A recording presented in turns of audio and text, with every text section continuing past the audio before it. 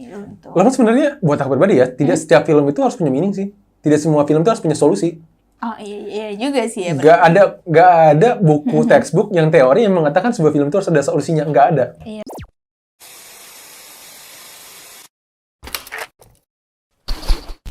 Hai, welcome to The Flick. Bareng gue, Rabi Oktav. Dan di belakang kamera ada Hani. di program Movie Talk. Movie Talk adalah sebuah program di mana gue dan Ani akan membahas satu film yang udah kita tonton pastinya. Pada video ini kita bahas film apaan? Kukira Kau Rumah. Kukira Kau Rumah. Film ini dirilis pada tahun 2021 dengan genre drama. Untuk sang sutradara yaitu Umay Shahab.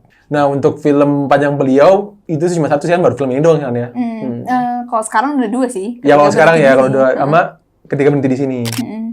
Untuk para pemainnya yaitu ada Prilly Latukonsina, Jordi Pranata, Shenina Cinnamon, Raim Laude, dan juga ada Yunik Priscilla dan juga Kiki Narendra. Itu dia beberapa informasi mengenai sang sutradara dan para pemainnya. Selanjutnya kita akan masuk ke segmen Deep Facts. Deep Facts adalah sebuah segmen di mana gua akan memberikan beberapa fakta mengenai film ini. Yang pertama, tadi kita udah bahas nih kan, kalau misalkan film ini merupakan debut film panjang dari Umay Shahab.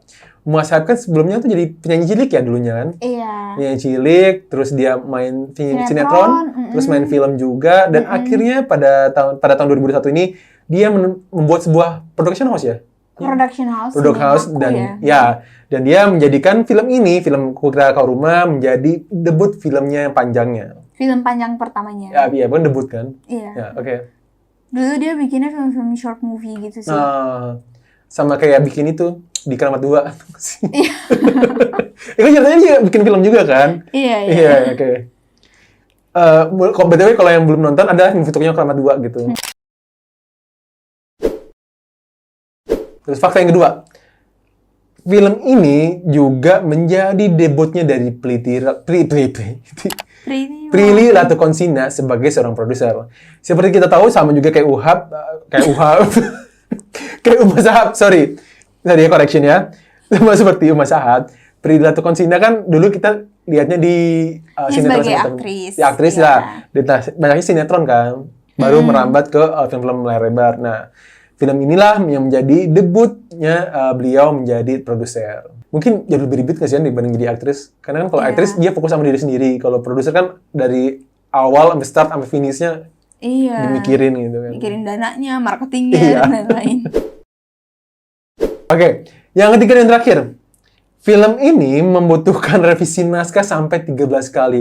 Umay Shahab pernah di interview kalau misalkan dia memberikan kalau dia tuh awalnya tuh saking takutnya, dia tuh sampai revisi naskah berkali-kali, yaitu sampai 13 kali, supaya bisa mendapatkan naskah yang bisa dibilang sempurna lah buat dia gitu. Jadi itu dia beberapa fakta mengenai film ini. Seperti biasa sebelum kita masuk ke pembahasan POI, Hani akan membacakan sinopsisnya. Hani, silakan. Film ini bercerita tentang seorang gadis muda bernama Niskala yang diperankan oleh Prilly Latukonsina yang didiagnosa mengidap gangguan bipolar. Sejak remaja, kondisi psikologis ini menyebabkan perubahan emosi secara konstan dan drastis. Keadaan ini juga yang menyebabkan ayah Niskala menjadi overprotektif terhadapnya. Di kampus, Niskala bertemu dengan Pram, seorang pria yang kesepian dan tertarik dengan Niskala.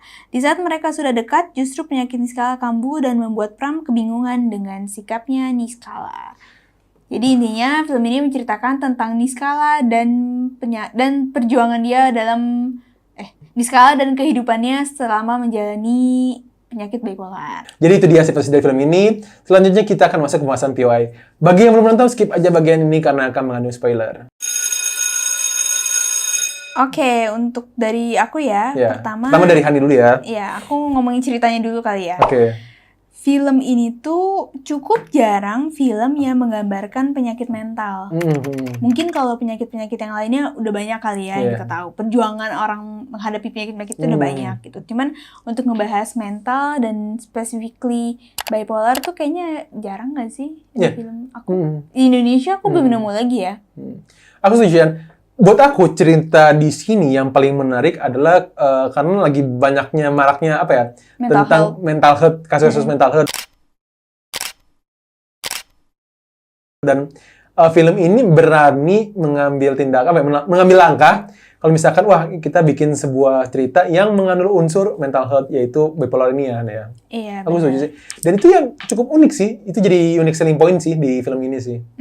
Iya benar, dan juga poin kedua dari aku gini, kalau film ini tuh kalau ditonton sama orang yang nggak punya masalah mental atau punya keluarga yang memiliki masalah mental, mungkin akan susah relate-nya. Oke. Iya nggak sih? Iya sih, iya. Aku nggak tahu sih apakah ada pendapat lain, tapi menurut aku ketika nonton film ini aku ngerasanya kalau orang dia nggak tahu penyakit mental itu apa dan dia juga nggak pernah ngeliat orang penyakit mental, mungkin menurut aku dia nggak akan seempati itu dalam melihat karakter ini.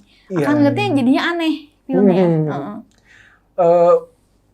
Aku juga ngerasa karena kita berdua ya masing-masing punya kenalan yang punya penyakit bipolar, jadi ngerasa relatable aja gitu. Kayak emang Prilly tuh bayangin kalau misalkan Prilly itu beneran ada di sebelah kita gitu. Iya. Itu udah gambarannya bagi kita berdua ya. Karena kita kenal nih benar-benar ada orang deket yang emang bipolar gitu. Jadi kayak relate banget lah gitu. Jadi menurut aku ya kalau orang yang kan ada ya mungkin orang yang kurang aware dengan mental health, terus kayak gitu juga mungkin dia nggak pernah ngeliat, nggak pernah ngerasain juga, jadi mungkin dia akan ngerasa kayak apaan sih lu Prilly gitu kan, apaan sih lu Niskala gitu. Aku pun mengakui sih kalau misalkan aku nggak punya kenal sama orang ini, mungkin aku akan menganggap Prilly itu lebay. Iya. Kalau pribadi ya jujur aja ini, misalnya kalau misalkan aku nggak kenal sama sosok ini, aku akan ngerasa kalau Prilly itu lebay gitu. Tapi karena ya kita berdua, kamu punya dan aku pun punya yang kenal, ya ngerasa kayak oh ya iyalah gitu, relate lah gitu. Emang kayak gitu. Ngomong-ngomong masalah tadi si Prilly, mungkin aku mau ngomongin ngebahas karakter Niskala kali ya. Di sini kan karakter Niskala tuh kelihatan banget Niskala ini adalah sosok yang mudah meluap-luap pada hal sepele. Iya. Ya kayak dia lagi debat nih di kampus. Itu kan sebenarnya kayak cuman debat di kampus doang. Iya, latihan gitu. debat aja kan argumentasi gitu iya, kan. Iya, namanya ada yang pro dan kontra tuh wajar gitu. Tapi dia tuh kayak bener-bener tersulut emosinya. Eksplosif dia. Langsung gitu. Nah, terus emosinya Niskala tuh naik turunnya terlalu cepet.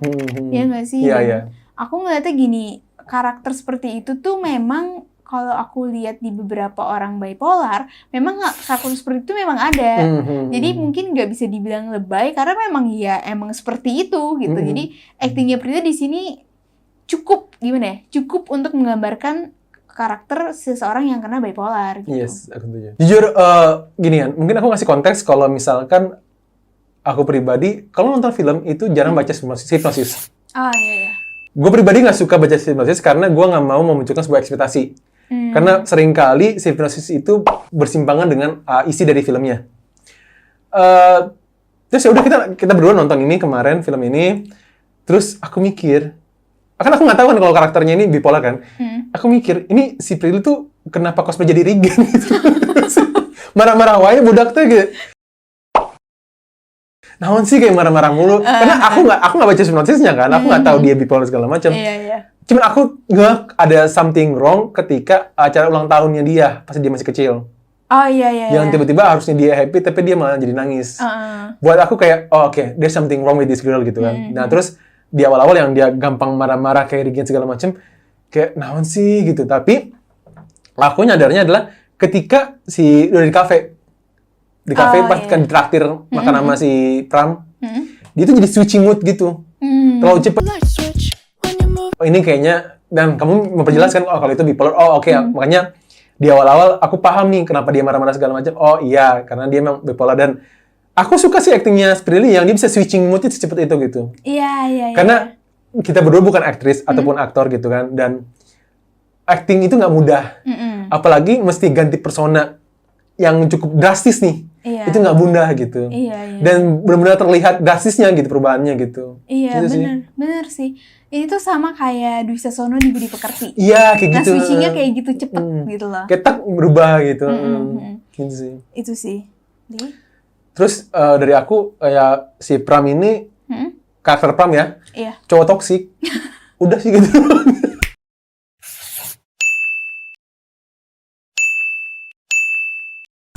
Karena dia ngajak Niskala bolos ya? Iya, ngajarin diskon.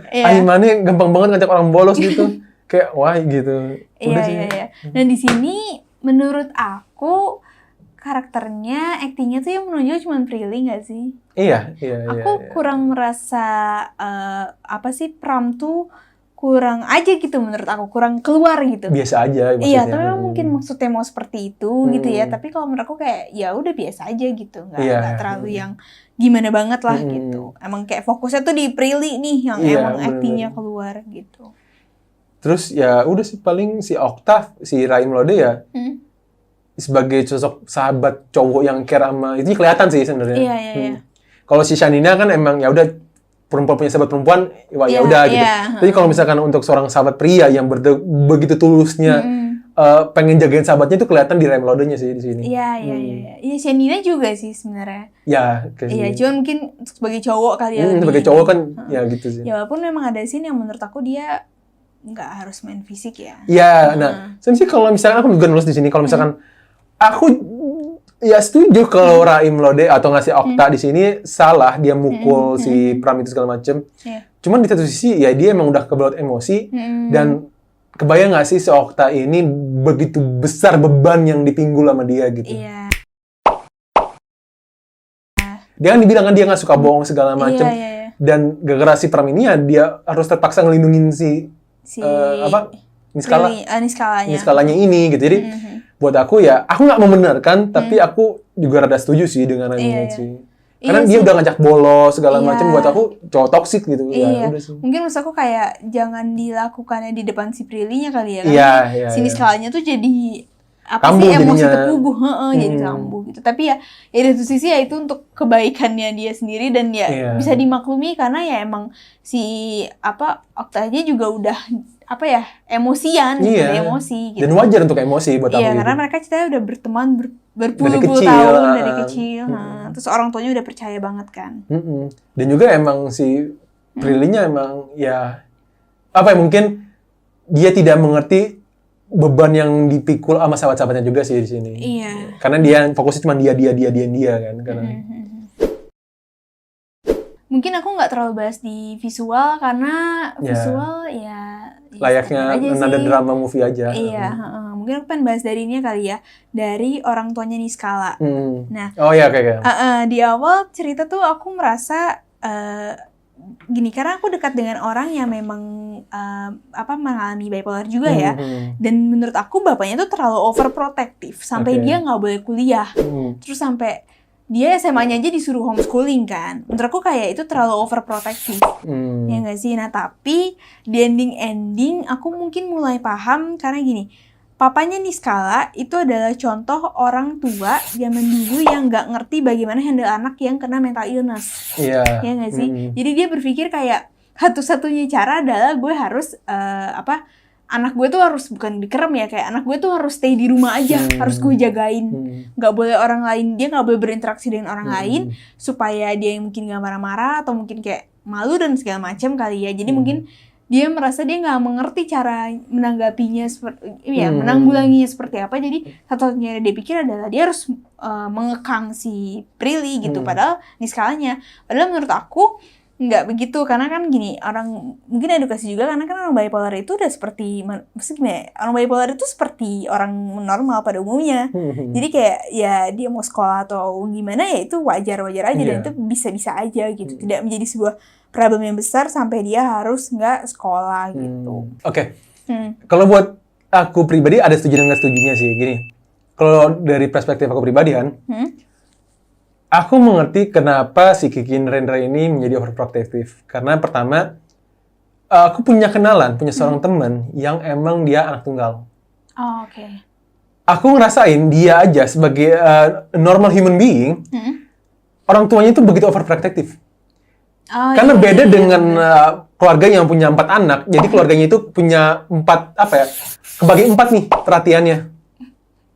Tapi sedangkan kalau misalkan anak tunggal 100% fokus ke anaknya ini.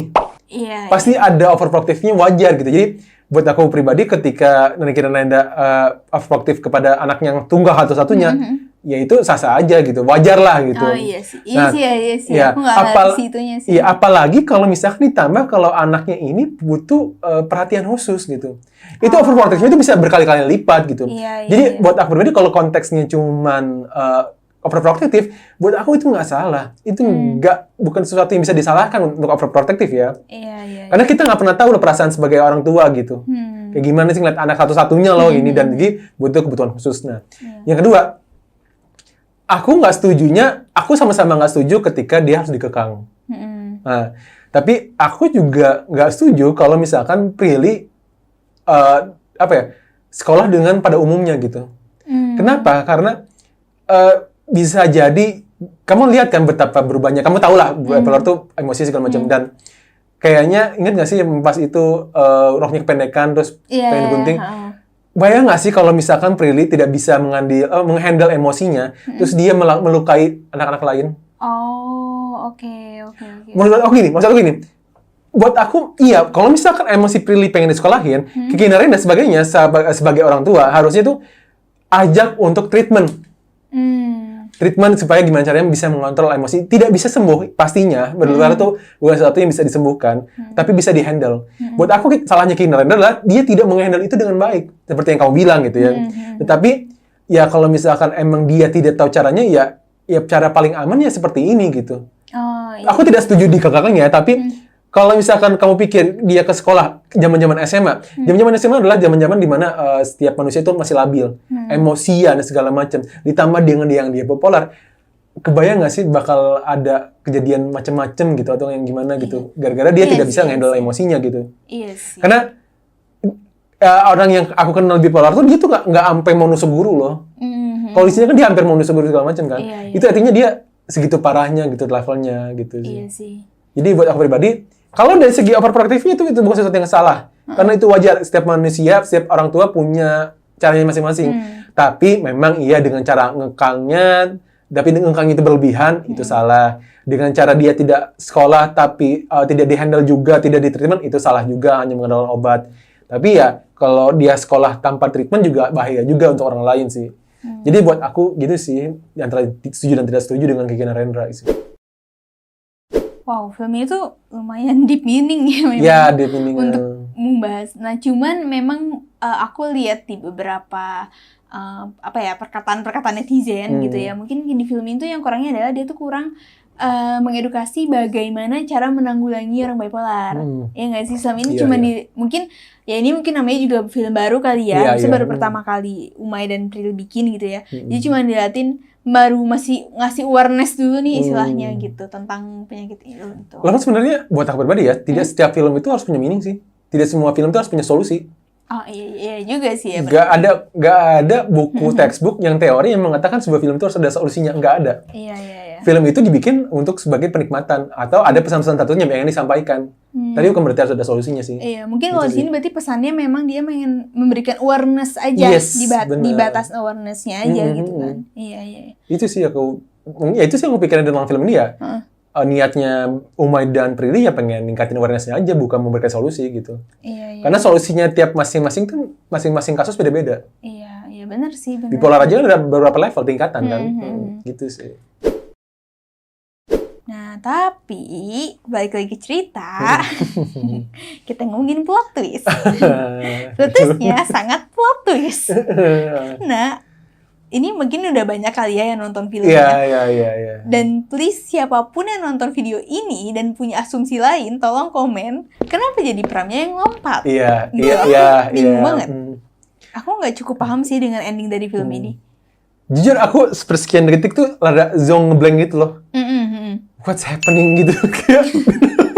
Loh kok kenapa lo yang lompat sih gitu? Iya. Kayak what the oke. Gini, aku udah nonton. Jadi gini, aku sebelum nonton film ini udah kena bocoran. Ya, aku udah tahu kalau endingnya Pramnya yang lompat. Cuman aku masih masih berpositif tinggi dengan ekspektasi aku. Oh mungkin dia endingnya dia lompat ataupun mundir itu kayak di mana gitu, di tempat yang di mana. Dan begitu aku di adegan itu aku kayak shock sepersekian detik itu kayak Udah. sih gitu kan, karena kan si ibunya itu kan ngomong kayak tolong, ngomong gitu kan. Iya, iya, tolong, Maksudnya ya. ibunya adalah tolong supaya Prilly turun. Iya, bukan tolong lu lompat gitu. Bukan tolong lu lompat tiba-tiba gitu. ngajakin Prilly terbang, terus Iya. dia kayak dia sendiri karena ngejatuhin diri kan. Dia sendiri. Iya gitu, aku pikir kayak pas dia naik berdua-duanya tuh aku yang kayak, lah lu mau ngajakin berdua gitu, Iya. lompat. Aku pikir kayak ternyata dia sendiri yang lompat. Itu Itu rada random sih kayak. iya, itu sangat sangat random. Oke. Awalnya aku mikir gini. Ini pemikiran aku pas sini itu ya. Aku nggak ngerti apa yang ada di otak Pram. Kan dia kan diminta tolong buat nyelamatin si Prilly kan segala macam. Iya, Maksudnya gini. Aku nggak ngerti apa di pikiran Pram. Apakah dia pikir ketika dia melompat akan membuat Prilly-nya jadi nggak lompat? Belum tentu. Bisa aja dia lompat, Prilly ikutan lompat. Iya. Terus apakah dengan dia lompat dia bisa memperbaiki mental Prilly? Jawabannya tidak. Justru memperparah. Bisa memperparah Bikin keadaan, traumatik, kan? bikin traumatik segala macam. Terus apakah dengan lompat dia bisa menembus kesalahan ayahnya? Katanya dibilang kan dia nggak mau jadi kayak ayahnya gitu segala macam, nggak jelas. Iya. Jawabannya juga kita aja nggak tahu masa lalu apa gitu. Iya. Jadi kayak dan dengan dia kan nggak pengen seperti ayahnya, ya dia jangan tinggalin Prilly. Iya nggak gitu. sih? Maksudnya aku gini, apakah aku yang nggak tahu ataukah emang udah dikasih tahu? Apa sih ayahnya si Pram ini ngapain sih? Iya. Apakah meninggalkan dia dalam konteks meninggal dunia? Bukannya meninggal dunia ya? Atau meninggalkan karena ada sesuatu dia selingkuh segala macam atau apapun itu? Buat gue pribadi, gue ada yang miss nih kayaknya di sini, sehingga gue bingung nih. Kenapa dia bilang dia nggak mau jadi kayak ayahnya itu? Ada bingung nih. Apakah dia gini? Apakah dia gara-gara Renanya marah-marah, jadi dia tekanan pressure, jadi dia yang lompat, jadi Prilly tidak harus merasakan kehilangan. Ujung-ujungnya kan juga nggak kehilangan lo gitu. Iya. Maksudnya itulah begitu banyak possibility yang ada di otak aku ketika aku nonton di scene itu ya. Iya. Cuma ketika ending aku ngelihat, kayaknya emang nih anak ada masalah juga gitu. Iya. Kalau aku sih memang awalnya nangkepnya nih pasti memang si Pram bermasalah juga nih gitu. Cuman gimana ya, ngeliatnya tuh jadi agak aneh banget. Bukan agak, tapi emang aneh banget. Emang gitu. aneh, jadi aneh. Karena gini, di terakhir Prilly Niskala itu ngomong, jangan, aku nggak bisa tanpa kamu. Itu harusnya memperjelas si Pram bahwa Niskala tuh membutuhkan dia gitu. Dengan meninggalkan dia itu tidak menyelesaikan solusi. Apa maksudnya supaya Niskala nggak bergantung sama dia? Enggak juga gitu. Sih. Iya. Itu ya mungkin emang there's something wrong aja kayak atau aku akhirnya mikir karena kenapa alasan kayak gitu. Aku mikirnya mungkin kan dia kan ada punya daddy issue gitu kan. Iya. Kayaknya pas Kiki Narendra marah-marah, dia tuh ngeliat kayak sosok ayahnya tuh yang marah-marah sama anaknya, jadi dia merasa menyesal gitu. Dia jadi pressure gitu. Jadi aku juga ngerasa dia pressure tiba-tiba gitu ya. Jadi kayak, wah gara-gara gue nih seseorang, sosok ayah tuh kecewa sama anaknya, gara-gara gue, makanya gue yang pergi gitu. Jadi ya mungkin ada banyak possibilities gitu ya. Iya. Mungkin daripada dia tiba-tiba meninggoy itu lebih baik kalau dia tiba-tiba ninggalin Prilly nggak sih? Iya. Menurut aku ya. Bener sih, kayak mending lu pelan-pelan pergi gitu. Dibanding lu gila gitu, ya itu traumatik men anjir. Iya, atau mungkin aku masih nunggu nih sampai di ending, aku masih nunggu apakah emang ada penjelasan bahwa Pram memiliki penyakit mental yang lebih parah daripada si Niskala. Itu nggak sama lah gitu ya. Iya, ternyata enggak. Ternyata nggak ada penjelasan sama sekali sih. Oke. Bilang kalau misalkan lu bilang, iya Pram itu diam-diam punya depresi segala macam, bla bla bla segala macam, at least kasih kita penonton tuh hint apa yang sebenarnya terjadi. Iya. Di akhir-akhir tuh kan di ending lah ada plot twist-nya gitu. Oh ternyata si Pram ini punya ini. Kalau ini kan enggak kan. Iya. Kalau misalkan lu tidak memberikan sebuah penjelasan, yang ada jadi ada 1001 alasan kenapa Pram melakukan itu jadinya. Kita jadi bingung gitu. Apa dia mau buat Kukira Kau Rumah 2? Ya mungkin. Ya aku nggak ngerti sih. Tapi yang bikin aku rada shock adalah aku baru tahu kalau misalkan dia 2 juta penonton gitu kan. Iya, dia 2 juta penonton. Iya, 2 juta penonton kan. Iya, dia 2 juta penonton. Terus ya buat aku pribadi, aku tidak bilang film ini jelek, tapi aku mungkin bisa bilang aku lebih suka dengan film Budi Pekerti. Iya, jauh banget itu. Sungguh banyak bunuh Maaf Mimi ya segala Prilly macam. dan Umay, tapi emang Budi Pekerti adalah film kesukaan aku saat ini sih. One of the best dari tahun ini ya, film Indonesia one of tahun the ini. best, Itu sih Budi Pekerti. Dan Budi Pekerti hanya dapat berapa ratus ribu penonton sih, buat aku udah jomplang juga ya. Iya, ini agak plot twist sih. Misalnya 2 hari yang lalu dia baru dapat 525.000. Iya, itu kan kayak Iya. Ya, tapi mungkin gini, si Kuki Raka Rumah ini juga mungkin banyak mewakili perasaan-perasaan orang yang mengalami mental health kali kan. Iya, Ya, jadi bisa. makanya pada saat itu orang euforia nonton, terus dia juga 2021 kan. Iya. Pada saat itu kita baru aja selesai baru COVID, jadi penonton lagi antusiasnya hype-hypenya. untuk balik lagi ke bioskop nonton. Iya gitu. sih. Dan juga emang, mohon maaf mungkin, aku mesti bilang kalau marketnya beda aja sih. Iya, mungkin. Iya, kalau Budi Pekerti buat aku tuh ada segmented gitu. Iya. Jadi itu dia pembahasan Movie Talk kali ini. Buat gue pribadi sih ya, kalau bagi dulu pada nih yang relate punya kenalan yang bipolar, coba dah lu nonton ini. Apakah benar perasaan kita ya kalau emang relate nih sama orang-orang yang kena bipolar gitu? Kalau menurut Hani? Iya, sama sih. Kalau misalkan pengen tahu tentang pengen tahu tentang penyakit bipolar ataupun bagaimana orang yang terkena bipolar, ya coba deh nonton film ini. Gitu. Tapi ya jangan harapkan cerita yang cukup jelas sih. Ya, dan juga jangan harapkan dari segi sinematografinya ya, karena memang ini ya fokusnya mungkin lebih ke dramanya dengan mungkin kasus. nanti kita perlu nonton ketika berhenti di sini untuk compare kali. Iya, compare yang film pertama dengan film yang setelahnya kan. Jadi sekian dari kita. So we hope you guys enjoyed this video. Thanks for watching and see you.